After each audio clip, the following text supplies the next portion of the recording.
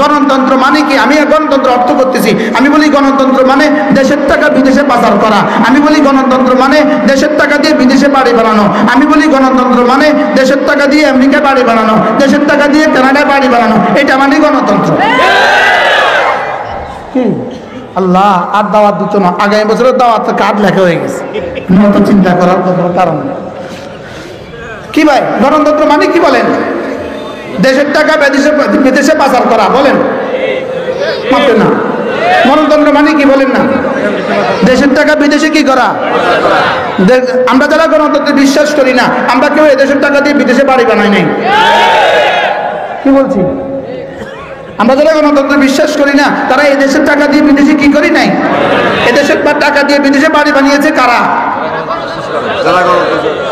কি গণতন্ত্রের খলনায়করা, বলেন বলো গণতন্ত্রের কি?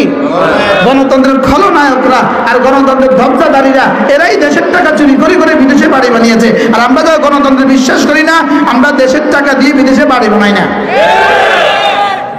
আল্লাহ হয়েছে না? হয় না?